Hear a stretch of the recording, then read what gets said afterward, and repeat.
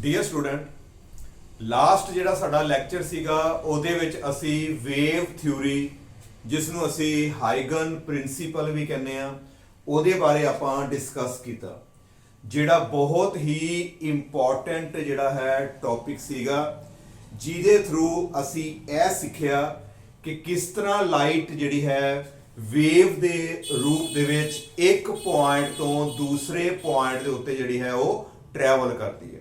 ਠੀਕ ਹੈ, ਹੁਣ ਅਸੀਂ ਉਸੇ ਥਿਊਰੀ ਨੂੰ, ਵੇਵ ਥਿਊਰੀ ਨੂੰ, ਯਾਨੀ ਕਿ ਹਾਈਗਨ ਪ੍ਰਿੰਸੀਪਲ ਨੂੰ ਅਸੀਂ ਹੁਣ ਫਰਦਰ ਯੂਜ਼ ਕਰਕੇ, ਠੀਕ ਹੈ, ਅਸੀਂ ਜਿਹੜਾ ਹੈ ਪ੍ਰੂਵ ਕਰਨਾ ਹੈ ਰਿਫਲੈਕਸ਼ਨ ਆਫ ਲਾਈਟ ਨੂੰ।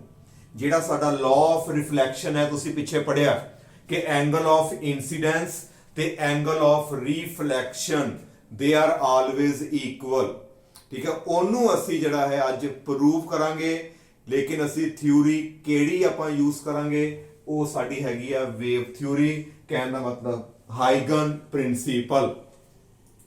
ਨਾਓ ਪਹਿਲਾਂ ਤੇ ਤੁਹਾਨੂੰ ਵੇਵ ਥਿਊਰੀ ਬਾਰੇ ਮੈਂ ਮਾੜਾ ਜਿਹਾ ਜਸਟ ਦੱਸ ਦੇਵਾਂ ਪਹਿਲਾਂ ਕਿ ਵੇਵ ਜਿਹੜੀ ਹੈ ਉਹ ਟਰੈਵਲ ਜਦੋਂ ਕਰਦੀ ਹੈ ਤੇ ਸਭ ਨਾਲ ਪਹਿਲਾਂ ਸਾਨੂੰ ਵੇਵ ਫਰੰਟ ਬਾਰੇ ਪਤਾ ਹੋਣਾ ਚਾਹੀਦਾ ਹੈ।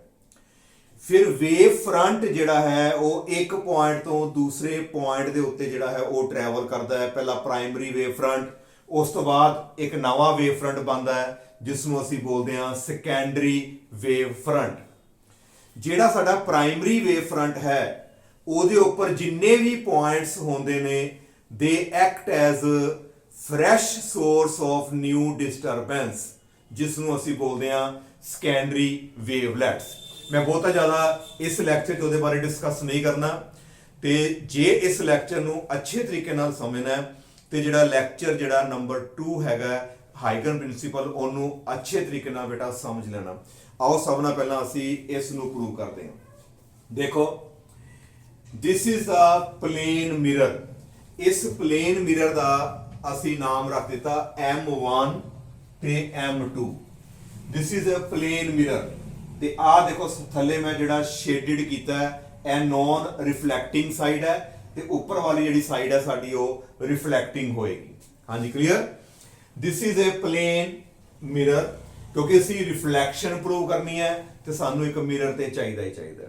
ਓਕੇ, ਨਾਓ ਸਾਡਾ ਜਿਹੜਾ ਸੋਰਸ ਹੈ, ਲਾਈਟ ਦਾ source, suppose it is a point source, ਤੇ source is at large distance, ਬਹੁਤ ਦੂਰ ਹੈ ਸੋਰਸ। ਜਿਸ ਤਰ੍ਹਾਂ ਅਸੀਂ ਮੰਨ ਲਓ ਵੀ ਓਪਨ 'ਚ ਪ੍ਰੈਕਟੀਕਲ ਕਰ ਰਹੇ ਹਾਂ ਤੇ ਸਨ ਤੋਂ ਲਾਈਟ ਆ ਰਹੀ ਹੈ, ਤੇ ਸਨ ਜਿਹੜਾ ਹੈ it is at infinity, at infinite distance. ਤੇ ਪਿਛਲੇ ਲੈਕਚਰ 'ਚ ਅਸੀਂ ਡਿਸਕਸ ਕੀਤਾ ਸੀ ਕਿ ਜੇਕਰ ਸੋਰਸ ਪੁਆਇੰਟ ਹੋਵੇ, ਉਹਦਾ ਜਿਹੜਾ ਵੇਵ ਫਰੰਟ ਹੁੰਦਾ ਹੈ ਉਹਦੀ ਜਿਹੜੀ ਸ਼ੇਪ ਹੁੰਦੀ ਹੈ ਸਫੈਰਿਕਲ ਹੁੰਦੀ ਹੈ, ਪਰ ਉਹਦਾ ਡਿਸਟੈਂਸ ਜਿਹੜਾ ਹੈ ਸਾਡੇ ਤੋਂ ਇਨਫਾਈਨਾਈਟ ਹੈ। ਇਹਦਾ ਮਤਲਬ ਉਹ ਭਾਵੇਂ ਸਫੈਰਿਕਲ ਵੇਵ ਫਰੰਟ ਹੈ, ਪਰ ਸਾਡੇ ਤੱਕ ਆਉਂਦਿਆਂ ਉਹ ਵੇਵ ਫਰੰਟ ਕਿਹੜਾ ਬਣ ਜਾਏਗਾ? ਉਹ ਬਣ ਜਾਏਗਾ ਤੁਹਾਡਾ ਪਲੇਨ ਵੇਵ ਫਰੰਟ। ਹਾਂਜੀ, ਕਲੀਅਰ?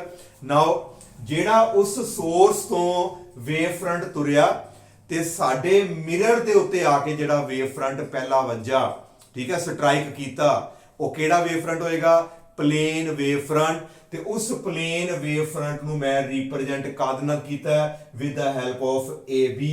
What is AB? ਇਸ AB ਨੂੰ ਕੀ ਪੜਨਾ ਹੈ? ਇਟ ਇਜ਼ ਦਾ ਇਨਸੀਡੈਂਟ, ਕਿਉਂਕਿ ਆ ਕੇ ਉੱਤੇ ਸਟ੍ਰਾਈਕ ਕੀਤਾ ਹੈ। This is the incident. ਦੂਸਰਾ ਵਰਡ ਲਗਾਵਾਂਗੇ ਪ੍ਰਾਇਮਰੀ, ਕਿਉਂਕਿ ਪਹਿਲਾਂ ਅਸੀਂ ਇਹਨੂੰ ਮੰਨ ਕੇ ਚੱਲੇ ਆ ਇਨਸੀਡੈਂਟ ਪ੍ਰਾਇਮਰੀ ਵੇਵ ਫਰੰਟ ਜਿਹੜਾ ਪਲੇਨ ਹੈ। ਅਸੀਂ ਇੰਜ ਵੀ ਕਹਿ ਸਕਦੇ ਹਾਂ incident primary plane wave front. ਠੀਕ ਹੈ, ਉਹ ਇਸ ਸੋਰਸ ਤੋਂ ਆ ਕੇ ਮਿਰਰ ਦੇ ਉੱਪਰ ਆ ਕੇ ਦੇਖੋ ਬੇਟਾ ਇੱਥੇ ਸਟ੍ਰਾਈਕ ਕਰ ਗਿਆ। ਹਾਂਜੀ, ਕਲੀਅਰ? ਦੂਸਰਾ, every point on the given wave front. ਹੁਣ ਮੈਂ ਉਹ ਥਿਊਰੀ ਦੇ ਬੇਟਾ ਪੁਆਇੰਟ ਲਗਾਉਣ ਲੱਗਾ। ਜਿਹੜਾ ਪਹਿਲਾ ਲਾਅ ਹੈਗਾ ਹਾਈਗਨ ਪ੍ਰਿੰਸੀਪਲ ਦਾ, ਪਹਿਲਾ ਲਾਅ ਕੀ ਕਹਿੰਦਾ? ਜਿਹੜਾ ਵੇਵ ਫਰੰਟ ਪ੍ਰਾਇਮਰੀ ਹੈ ਉਹਦੇ ਉੱਪਰ ਹਰ ਇੱਕ ਪੁਆਇੰਟ ਉਹ ਫਰੈਸ਼ ਸੋਰਸ ਦਾ ਕੰਮ ਕਰੇਗਾ। ਹੁਣ every point on the given wave front, ਹੁਣ ਆਹ ਵਾਲਾ ਪੁਆਇੰਟ ਦੇਖੋ B, ਇਹ ਵੀ ਵੇਵ ਫਰੰਟ ਦੇ ਉੱਪਰ ਹੈ। ਇੱਕ ਆਹ ਪੁਆਇੰਟ ਮੈਂ ਕੋਈ ਲੈ ਲਿਆ D, ਇਹ ਵੀ ਵੇਵ ਫਰੰਟ ਉੱਪਰ ਹੈ। एक आ वाला पॉइंट देखो बेटा ए भी साडा वेव फ्रंट दे उपर है। इस तरह कई पॉइंट होर भी होणगे जिहड़े वेव फ्रंट दे उपर उपर आ रहे ने। Every point on the wave front मैं इत्थे 3 शो कीते ने, एक ए एक बी ते एक D. Every point on the wave front act as a fresh source, वो फ्रैश सोर्स का काम करेगा ते इन्हां तो अगे लाइट निकलेगी। ठीक है, निक्कियां निक्कियां जिहड़ियां आपां बोलदे आ वेवलेट्स, इत्थों जिहड़ी लाइट निकलेगी जिहड़ी होएगी उहनूं बोलांगे सेकेंडरी वेवलेट्स। हाँ जी क्लियर।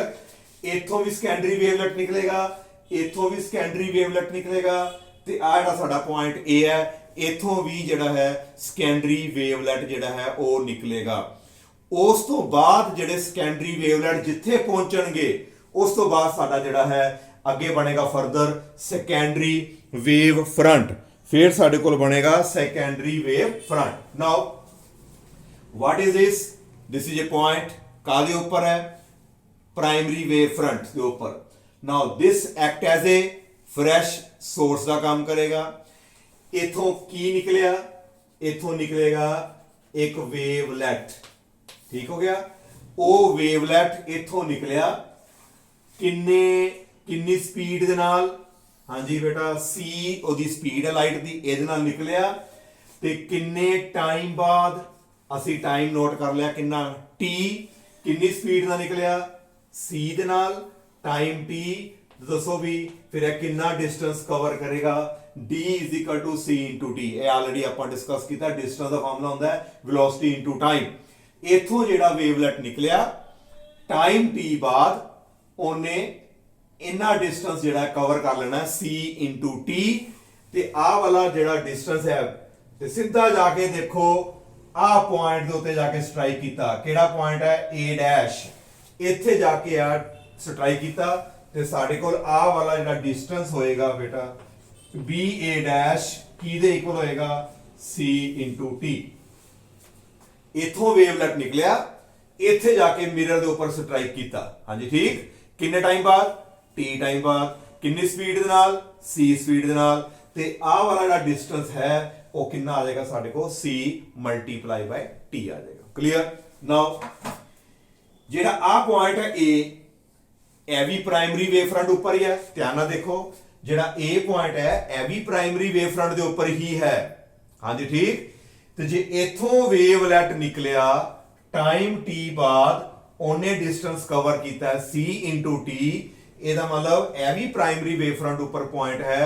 इथों भी ਜਿਹੜਾ वेवलेट निकलेगा वो भी टाइम t बाद कितना डिस्टेंस कवर करेगा? वो भी बिल्कुल ਇਹਦੇ इक्वल ही डिस्टेंस कवर करेगा। कितना होएगा? वो भी c इंटू टी डिस्टेंस होएगा। क्लियर। पर ਇਹ ਥੱਲੇ नहीं ਆਪਾਂ जा सकते क्योंकि ਇਹ ਤੇ मिरर है। मिरर ਦੇ ਆਪਾਂ अंदर एंटर नहीं कर सकते, इथों रिफ्लैक्शन होनी है। ਅਸੀਂ ਕੀ ਕੀਤਾ? a ਨੂੰ सेंटर मान लिया, ए ਨੂੰ ਅਸੀਂ ਸੈਂਟਰ ਮੰਨ ਕੇ ਠੀਕ ਹੈ ਤੇ ਇੱਕ ਅਸੀਂ ਪ੍ਰਕਾਰ ਲੈ ਲਈ ਕੰਪਸ ਲੈ ਕੇ ਠੀਕ ਹੈ ਉਹਨੂੰ ਕਿੰਨਾ ਖੋਲਿਆ c * t ਜਿੰਨਾ ਅਸੀਂ ਖੋਲ ਲਿਆ ਜਿੰਨਾ ਡਿਸਟੈਂਸ ਹੈ a ਨੂੰ ਸੈਂਟਰ ਮੰਨ ਕੇ ਇਹਨਾਂ ਅਸੀਂ ਠੀਕ ਹੈ ਇੱਕ ਆਪਾਂ ਆਰਕ ਲਗਾਈ ਦੇਖੋ ਇੰਨੇ ਡਿਸਟੈਂਸ ਤੱਕ ਇੱਕ ਆਰਕ ਲਗਾਈ ਤੇ ਇਹਨੂੰ ਅਸੀਂ ਰੇਡੀਅਸ ਮੰਨ ਲਿਆ ਇਥੋਂ ਲੈ ਕੇ ਇੰਨੇ ਡਿਸਟੈਂਸ ਤੱਕ ਖੋਲ ਕੇ ਅਸੀਂ ਇੱਕ ਬੇਟਾ ਦੇਖੋ ਆਰਕ ਲਗਾ ਲਈ आर्क लगा ली तो ਇਹਦਾ मतलब है कि इथों ਜਿਹੜਾ वेव लेट निकलिया वो A तो लैके हाँ जी ਕਿਹੜੇ पॉइंट तक पहुंच गया बेटा B डैश तक वो वाला ਜਿਹੜਾ ਸਾਡਾ वो पहुंच चुका है B डैश ਤੇ ਇੱਥੇ A B डैश ਕਿਹਦੇ ਇਕੁਅਲ ਹੋਏਗਾ ਇਹ ਵੀ ਜਿਹੜਾ ਹੈ C * T ਦੇ ਇਕੁਅਲ ਹੀ ਹੋਏਗਾ। आई थिंक कि ਤੁਹਾਨੂੰ बेटा क्लियर हो रहा है क्योंकि बेटा मैं ज्यादा ਤੁਹਾਨੂੰ जोर दे के कह रहा ठीक है बार बार मैं रिपीट कर रहा बिकॉज ਇਹਦੇ ਵਿੱਚ ਜਸਟ ਤੁਸੀਂ ਬੇਟਾ ਰਿਟਨ ਕਰਨਾ ਹੈ ਕੋਈ ਮੈਥਮੈਟੀਕਲ ਕੰਮ ਹੈ ਹੀ ਨਹੀਂ ਹੈ ਬਹੁਤ ਸਿੰਪਲ ਜਿਹਾ ਆਰਟੀਕਲ ਹੈ ਬਸ ਤੁਹਾਨੂੰ ਥਿਊਰੀ ਜਿਹੜੀ ਹੈ ਨਾ ਉਹ ਪਤਾ ਹੋਣੀ ਚਾਹੀਦੀ ਹੈ ਕਿ ਕਿਸ ਤਰ੍ਹਾਂ ਕਰਨੇ ਆ। ਇਹ ਕੀ ਹੈ ਸੋਰਸ ਇਥੋਂ ਵੇਵਲੈਟ ਨਿਕਲਿਆ ਕਿੱਥੇ ਪਹੁੰਚਿਆ A ਡੈਸ਼ ਤੇ ਕਿੰਨਾ ਡਿਸਟੈਂਸ C * T ਇਹ ਵੀ ਪੁਆਇੰਟ ਕਾਦ ਹੋਤੇ ਹੈ ਪ੍ਰਾਇਮਰੀ ਵੇਵ ਫਰੰਟ ਦੇ ਉੱਪਰ ਇਥੋਂ ਵੀ ਜਿਹੜਾ ਵੇਵਲੈਟ ਨਿਕਲੇਗਾ वो भी C * T डिस्टेंस कवर करेगा लेकिन थल्ले ते कवर नहीं करेगा। असी की कीता इनू सेंटर मान के एक आर्क लगा ली जिहदा रेडियस कितना रख लिया सी C * T। ਇਹਦਾ मतलब A तो लैके जिहड़ा B डैश है वो ਸਾਡੇ ਕੋਲ c into t ਹੋਏਗਾ। ਹਾਂਜੀ ਠੀਕ। ਨਾਓ ਇਥੋਂ ਵੇਵਲੈਟ ਇੱਥੇ ਪਹੁੰਚ ਗਿਆ, ਇਥੋਂ ਜਿਹੜਾ ਵੇਵਲੈਟ ਨਿਕਲਿਆ ਇੱਥੇ ਪਹੁੰਚ ਗਿਆ। ਹੁਣ ਵੇਵ ਥਿਊਰੀ ਦਾ ਸੈਕੰਡ ਪੁਆਇੰਟ ਅਸੀਂ ਕੀ ਕਹਿੰਦਾ, ਜਿੱਥੇ ਸਾਡੇ ਇਹ ਵੇਵਲੈਟ ਪਹੁੰਚੇ ਨੇ, ਇਹ ਜਿਹੜੇ ਨਵੇਂ ਵੇਵਲੈਟਸ ਪਹੁੰਚ ਗਏ, ਇੱਕ b ਡੈਸ਼ ਇੱਕ ਸਾਡਾ ਪੁਆਇੰਟ a ਡੈਸ਼, ਇਹਨੂੰ ਅਸੀਂ ਜੁਆਇਨ ਕਰਾਂਗੇ। ਹਾਂਜੀ ਕਾਦੇ ਨਾਲ ਜੁਆਇਨ ਕਰਨਾ ਹੈ? With the help of a plane. ਇਹਨਾਂ ਨੂੰ ਅਸੀਂ ਇੱਕ ਟੈਂਜੈਂਟ ਪਲੇਨ ਦੇ ਨਾਲ, ਟੈਂਜੈਂਸ਼ੀਅਲੀ ਇਹਨੂੰ ਆਪਾਂ ਜੁਆਇਨ ਕਰਦੇ ਹਾਂ ਫਾਰਵਰਡ ਡਾਇਰੈਕਸ਼ਨ ਦੇ ਵਿੱਚ। ਠੀਕ ਹੈ, ਅਸੀਂ ਕੀ ਕੀਤਾ, a ਡੈਸ਼ ਨੂੰ ਤੇ b ਡੈਸ਼ ਨੂੰ ਦੇਖੋ ਇੱਕ ਪਲੇਨ ਦੇ ਥਰੂ ਅਸੀਂ ਇਹਨੂੰ ਜੁਆਇਨ ਕਰ ਦਿੱਤਾ। ਆ ਜੁਆਇਨ ਕਰਕੇ ਜਿਹੜਾ ਸਾਡੇ ਕੋਲ a ਡੈਸ਼ b ਡੈਸ਼ ਆਇਆ, that a dash b dash, it is called, ਇਹਨੂੰ ਅਸੀਂ ਕੀ ਬੋਲਦੇ ਹਾਂ, secondary wave front. This is called secondary wave front. ਇਹ ਕੀ ਸੀਗਾ? ਪ੍ਰਾਇਮਰੀ ਵੇਵ ਫਰੰਟ ਜਿਹੜਾ ਇਨਸੀਡੈਂਟ ਹੋਇਆ। ਇਹ ਸੈਕੰਡਰੀ ਵੇਵ ਫਰੰਟ ਜਿਹੜਾ ਰਿਫਲੈਕਸ਼ਨ ਤੋਂ ਬਾਅਦ ਬਣਿਆ, ਇਹਨੂੰ ਬੋਲਾਂਗੇ ਰਿਫਲੈਕਟਿਡ ਪਲੇਨ ਸੈਕੰਡਰੀ ਵੇਵ ਫਰੰਟ। ਹਾਂਜੀ ਆਈ ਥਿੰਕ ਤੁਹਾਨੂੰ ਇੱਥੋਂ ਤੱਕ ਸਾਰਾ ਕਲੀਅਰ ਹੋ ਗਿਆ। ਨਾਓ ਇੱਕ ਚੀਜ਼ ਮੈਂ ਲਾਸਟ ਲੈਕਚਰ ਦੱਸੀ ਸੀ ਤੁਹਾਨੂੰ, ਫਿਰ ਮੈਂ ਤੁਹਾਨੂੰ ਜਿਹੜਾ ਯਾਦ ਕਰਵਾ ਦਾਂ ਕਿ ਜਿਹੜਾ ਵੇਵ ਫਰੰਟ ਹੁੰਦਾ ਹੈ ਤੇ ray of light, they are perpendicular to each other. ਠੀਕ ਹੈ, ਰੇ ਆਫ ਲਾਈਟ ਤੇ ਵੇਵ ਫਰੰਟ, ਇਹਨਾਂ ਵਿੱਚ ਐਂਗਲ ਕਿੰਨਾ ਹੁੰਦਾ ਹੈ? 90 ਡਿਗਰੀ ਦਾ ਐਂਗਲ ਹੁੰਦਾ ਹੈ। ਠੀਕ ਹੈ, ਤੇ ਮੈਂ ਆ ਵੀ ਕਿਹਾ ਸੀ ਉਹ ਕਿਹੜਾ ਵੇਵ ਫਰੰਟ ਹੈ ਜਿਸ ਤੋਂ ਤੁਹਾਨੂੰ ਪੈਰਲਲ ਬੀਮ ਜਿਹੜੀ ਹੈ ਉਹ ਪੈਦਾ ਹੁੰਦੀ ਹੈ। ਉਹ ਕਿਹੜਾ ਵੇਵ ਫਰੰਟ ਹੈ ਜਿਸ ਤੋਂ ਤੁਹਾਨੂੰ ਪੈਰਲਲ ਬੀਮ ਜਿਹੜੀ ਹੈ ਉਹ ਪੈਦਾ ਹੁੰਦੀ ਹੈ? ਉਹ ਵੇਵ ਫਰੰਟ ਹੁੰਦਾ ਹੈ ਪਲੇਨ ਵੇਵ ਫਰੰਟ। ਹਾਲੇ ਇਹਨਾਂ ਯਾਦ ਰੱਖੋ, ਪਲੇਨ ਵੇਵ ਫਰੰਟ, ਠੀਕ ਹੈ, ਬੀਮ ਕਿਹੜੀ ਆਏਗੀ? ਪੈਰਲਲ। ਕੌਣ ਪਰਪੈਂਡੀਕੂਲਰ? ਰੇ ਆਫ ਲਾਈਟ ਤੇ ਵੇਵ ਫਰੰਟ ਆਪਸ ਵਿੱਚ ਪਰਪੈਂਡੀਕੂਲਰ ਹੁੰਦੇ ਆ। ਆ ਦੇਖੋ ਆ ਕੀ ਚੀਜ਼ ਹੈ? What is AB? Wave front. ਤੇ ਵੇਵ ਫਰੰਟ ਦੇ ਉੱਪਰ ਧਿਆਨ ਨਾਲ ਦੇਖੋ, ਆ ਮੈਂ ਬਿਲਕੁਲ ਪਰਪੈਂਡੀਕੂਲਰ ਲਾਈਨਸ ਖਿੱਚੀ ਹੋਈਆਂ, ਦੇਖੋ ਧਿਆਨ ਦੇ ਨਾਲ, ਆ ਬਿਲਕੁਲ ਹੀ ਪਰਪੈਂਡੀਕੂਲਰ ਲਾਈਨਸ ਬਣਾਈਆਂ, ਬਿਲਕੁਲ ਵੇਵ ਫਰੰਟ ਦੇ ਪਰਪੈਂਡੀਕੂਲਰ। ਇਹਦਾ ਮਤਲਬ ਜੇ ਆ ਵੇਵ ਫਰੰਟ ਹੈ ਤੇ ਜਿਹੜੀ ਆ ਪਰਪੈਂਡੀਕੂਲਰ ਲਾਈਨ ਹੈ, ਇਟ ਵਿਲ ਬੀ ਦਾ ਰੇ ਆਫ ਲਾਈਟ। ਇਹ ਸਾਡੀ ਰੇ ਆਫ ਲਾਈਟ ਹੈ, ਇਹਦਾ ਨੰਬਰ 3 ਪਾਤਾ। ਇਹ ਰੇ ਆਫ ਲਾਈਟ ਦਾ ਨੰਬਰ ਅਸੀਂ ਕਿੰਨਾ ਕਰ ਦਿੱਤਾ? 2, ਐਂਡ ਦਿਸ ਇਜ਼ ਦਾ ਰੇ ਆਫ ਲਾਈਟ ਨੰਬਰ 1। ਇਹ ਇਨਸੀਡੈਂਟ ਰੇਜ਼ ਹੈਗੀਆਂ ਸਾਡੀਆਂ, ਕਿਉਂਕਿ ਇਨਸੀਡੈਂਟ ਵੇਵ ਫਰੰਟ ਹੈ, and these perpendicular lines on wave front represents the incident ray of light। ਕੋਈ ਡਾਊਟ? ਆਈ ਥਿੰਕ ਤੁਹਾਨੂੰ ਡਾਊਟ ਨਹੀਂ ਹੋਣਾ ਚਾਹੀਦਾ। ਜੇ ਫਿਰ ਵੀ ਪ੍ਰੋਬਲਮ ਆਏ ਇਹਨੂੰ ਦੁਬਾਰਾ ਦੇਖ ਸਕਦੇ ਹੋ। ਇੱਧਰ ਦੇਖੋ, what is 1? it is a incident ray। ਕਿੱਥੇ ਇਨਸੀਡੈਂਟ ਹੋਈ? ਕਿਹੜੇ ਪੁਆਇੰਟ ਤੇ ਇਨਸੀਡੈਂਟ ਹੋਈ? A ਪੁਆਇੰਟ ਦੇ ਉੱਪਰ। ਇੱਥੇ ਅਸੀਂ ਕੀ ਡਰਾ ਕੀਤਾ? this is a normal। ਆ ਦੇਖੋ ਮੈਂ ਸ਼ੋ ਕੀਤਾ ਪਰਪਲ ਲਾਈਨ ਦੇ ਨਾਲ, ਇਹ ਸਾਡਾ ਨਾਰਮਲ ਹੋ ਗਿਆ। now what is this? incident ray and this is normal। Incident ਰੇ ਤੇ ਨਾਰਮਲ ਦੇ ਵਿਚਕਾਰ ਜਿਹੜਾ ਐਂਗਲ ਕਿੰਨਾ ਹੁੰਦਾ ਹੈ? ਉਹ ਸਾਡਾ ਐਂਗਲ ਹੁੰਦਾ ਹੈ I। this is the angle of incidence। ਹਾਂਜੀ ਕਲੀਅਰ? ਅੱਗੇ ਦੇਖੋ, if this, ਤੇ ਇਹਨੂੰ ਧਿਆਨ ਨਾਲ ਦੇਖੋ, ਇਹਨਾਂ ਦੋਨਾਂ ਨੂੰ ਦੇਖੋ, ਇਹ ਰੇ ਇਹ ਵੇਵ ਫਰੰਟ ਆਪਸ ਵਿੱਚ ਪਰਪੈਂਡੀਕੂਲਰ। ਇਹ ਪੂਰਾ ਐਂਗਲ ਕਿੰਨਾ ਹੈ? this is 90 degree. ਇਹ ਪੂਰਾ 90 ਹੈ, ਜਿਹਦੇ ਵਿੱਚੋਂ ਆ I ਹੈ। तो बोलो बेटा बाकी आ कितना बचेगा? फिर आ वाला एंगल कितना बचेगा? टोटल 90 ए आई है ते बाकी जेड़ा साडा आ वाला एंगल होएगा इट विल बी 90 माइनस आई। ए साडा एंगल आ जाएगा 90 माइनस आई आ गया। हाँ जी क्लियर? आगे देखो, नाउ व्हाट इज दिस? आ की चीज है नॉर्मल, आ की चीज है मिरर। ए बिल्कुल आपस विच की है परपेंडिकुलर। ਇਹ ਪਰਪੈਂਡੀਕੂਲਰ ਨੇ, ਇਹ ਪੂਰਾ ਐਂਗਲ 90 ਡਿਗਰੀ। this is 90, ਜਿਹਦੇ ਵਿੱਚੋਂ ਆ 90 ਮਾਈਨਸ I ਹੈ। ਦੱਸੋ ਫਿਰ ਆਹ ਵਾਲਾ ਐਂਗਲ ਕਿੰਨਾ ਹੋਏਗਾ ਸਾਡੇ ਕੋਲ? ਇਟ ਵਿਲ ਬੀ I ਦੇ ਜਿਹੜਾ ਹੈ ਉਹ ਇਕੁਅਲ ਹੋਏਗਾ। ਹਾਂਜੀ ਠੀਕ। ਪਹਿਲਾਂ ਆ ਐਂਗਲ ਤੋਂ ਸਮਝੋ, ਇਨਸੀਡੈਂਟ ਰੇ ਨਾਰਮਲ I, ਇਨਸੀਡੈਂਟ ਰੇ ਤੇ wave front perpendicular. If this is I, ਬਾਕੀ ਕਿੰਨਾ ਹੋ ਗਿਆ? 90 minus I। Now normal perpendicular ਕਿਹਦੇ ਹੈ? ਮਿਰਰ ਦੇ, ਇਹ ਪੂਰਾ ਐਂਗਲ 90 ਹੈ। ਜੇ ਆ 90 ਮਾਈਨਸ ਆਈ ਹੈ ਤੇ ਆ ਕਿੰਨਾ ਐਂਗਲ ਹੋਏਗਾ ਸਾਡੇ ਕੋਲ ਆਈ ਐਂਗਲ ਆ ਜਾਏਗਾ। ਹਾਂਜੀ ਠੀਕ। ਨਾਓ ਇਹ ਰੇ ਇੱਥੇ ਆ ਕੇ ਇਸ ਤਰ੍ਹਾਂ ਜਾ ਕੇ ਦੇਖੋ ਅਸੀਂ ਸ਼ੋ ਕੀਤੀ, ਇੱਥੇ ਨਾਮ ਪਾਤਾ 1 ਡੈਸ਼, ਆ ਇਨਸੀਡੈਂਟ ਰੇ। ਉਸ ਤੋਂ ਬਾਅਦ ਇਹ ਸਾਡੀ ਰੇ ਕਿਹੜੀ ਬਣ ਗਈ ਰਿਫਲੈਕਟਿਡ ਰੇ, ਕਿਉਂਕਿ ਆ ਵੀ ਸਾਡਾ ਵੇਵ ਫਰੰਟ ਬਣਿਆ ਉਹਦੇ ਬਿਲਕੁਲ ਪਰਪੈਂਡੀਕੂਲਰ। ਦੇਖੋ ਇਹ ਰਿਫਲੈਕਟਿਡ ਰੇ, ਇਹ ਸਾਡੀ ਰੇ ਨੰਬਰ 2 ਸੀ। ਉਸ ਤੋਂ ਬਾਅਦ ਇਹ ਰੇ ਕਿਹੜੀ ਬਣ ਗਈ ਰਿਫਲੈਕਸ਼ਨ ਤੋਂ ਬਾਅਦ 2 dash, this is ray number 3 and after that it become 3 dash similarly. Now this is reflected ray, now this is normal, ਤੇ reflected ray ਤੇ normal ਚ ਐਂਗਲ ਕਿੰਨਾ ਹੁੰਦਾ ਹੈ r।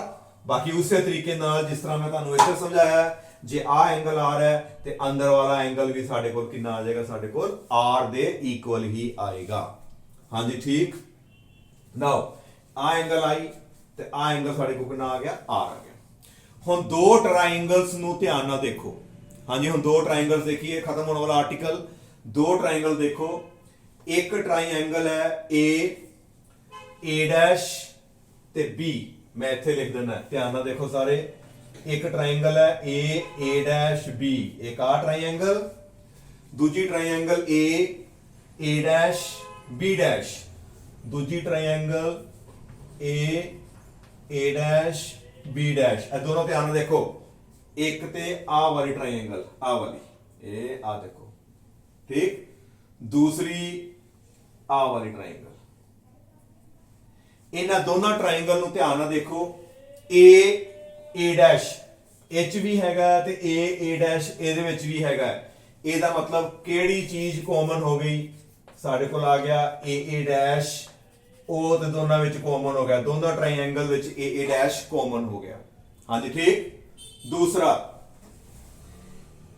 a ਤੋਂ ਲੈ ਕੇ b ਡੈਸ਼, a ਤੋਂ ਲੈ ਕੇ b ਡੈਸ਼, ਆ ਦੇਖੋ a ਤੇ b, ਆਪਣਾ a ਤੋਂ ਲੈ ਕੇ b ਡੈਸ਼, ਤੇ ਦੂਜੀ ਵਿੱਚ b ਤੋਂ ਲੈ ਕੇ a ਡੈਸ਼, ਇੱਕ ਆ ਸਾਈਡ ਤੇ ਇੱਕ ਆ ਵਾਲੀ ਸਾਈਡ। ਆ ਦੇਖੋ ba ਡੈਸ਼ ab ਡੈਸ਼, ਇਹ ਦੋਨੋਂ ਆਪਸ ਚ ਕੀ ਗਨੇ, ਇਹ ਵੀ ਆਪਣੇ ਇਕੁਅਲ ਸੀ, ਕਿਉਂਕਿ ਆ ਵੀ c into t ਤੇ ਆ ਵਾਲਾ ਵੀ ਸਾਡਾ c into t। ਮੈਂ ਇੱਥੇ ਲਿਖ ਹੀ ਦਿੰਦਾ, ਆ c into t ਤੇ ਆ ਵੀ ਸਾਡਾ c into t। ਕੌਣ ਕੌਣ ਇਕੁਅਲ ਹੋ ਗਏ, ਪਹਿਲਾਂ ਇੱਕ ਸਾਈਡ ਕਾਮਨ, ਦੂਜਾ a b dash equal to ba dash, ਇਹ ਵੀ ਸਾਡੇ ਇਕੁਅਲ ਨੇ। ਤੀਸਰਾ ਆ ਐਂਗਲ ਕਿੰਨਾ ਹੈ, ਵੇਵ ਫਰੰਟ ਤੇ ਰੇ ਕਿੰਨਾ ਐਂਗਲ ਹੈ 90। ਇਧਰੋਂ ਆ ਵੀ ਐਂਗਲ ਕਿੰਨਾ ਹੈ 90।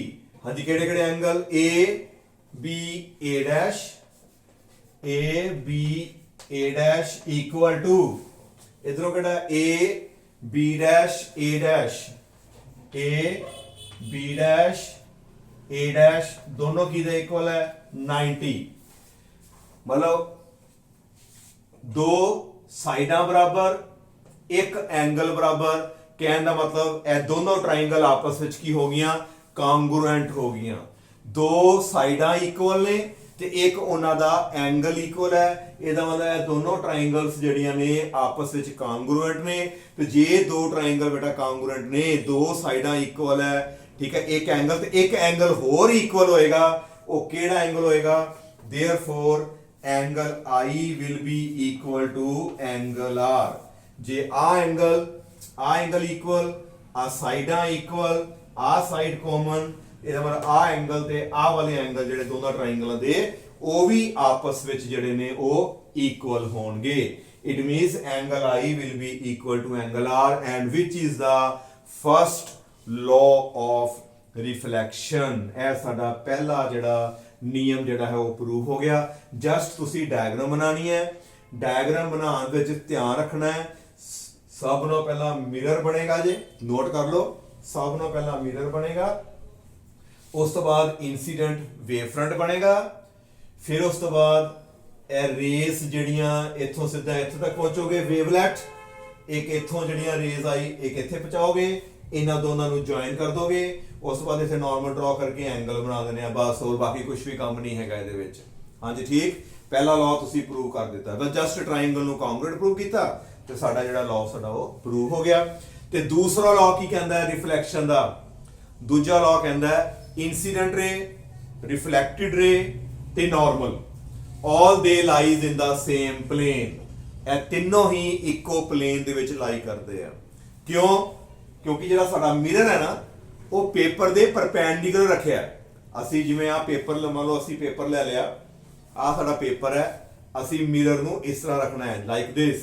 ਇਹ ਸਾਡਾ ਮਿਰਰ ਹੈ, ਇਸ ਤਰ੍ਹਾਂ ਲਾਈਟ ਆਏਗੀ, ਠੀਕ ਹੈ। ਤੇ ਆ ਤਿੰਨੋਂ ਜਿਹੜੇ ਨੇ ਇੱਕੋ ਪਲੇਨ ਦੇ ਵਿੱਚ ਲਾਈ ਕਰਨਗੇ। ਦਿਸ ਇਜ਼ ਦਾ ਮਿਰਰ, ਆ ਸਾਈਡ ਸਾਡੀ ਮਿਰਰ ਹੈ।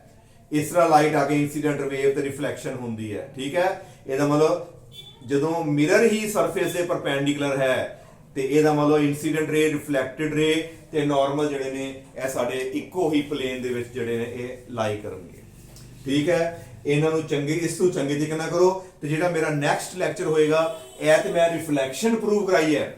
ਹੁਣ ਇਸੇ ਹੀ ਥਿਊਰੀ ਦੇ ਨਾਲ ਅਸੀਂ ਜਿਹੜਾ ਲਾਅ ਆਫ ਰੀਫਰੈਕਸ਼ਨ ਜਿਹਨੂੰ ਅਸੀਂ ਬੋਲਦੇ ਹਾਂ ਸਨੈਲਜ਼ ਲਾਅ, ਉਹਨੂੰ ਵੀ ਅਸੀਂ ਜਿਹੜਾ ਹੈ ਪ੍ਰੂਵ ਕਰਾਂਗੇ। ਇਹ ਦੋਨੋਂ ਹੀ ਆਰਟੀਕਲ ਬੜੇ ਇੰਪੋਰਟੈਂਟ ਨੇ। ਪੇਪਰ ਵਿੱਚ ਕਿਹੜਾ ਆਣਾ ਹੈ ਅਸੀਂ ਕਹਿ ਨਹੀਂ ਸਕਦੇ, ਤੁਹਾਨੂੰ ਇਹ ਦੋਨੋਂ ਦੇ ਦੋਨੋਂ ਆਣੇ ਚਾਹੀਦੇ ਆ।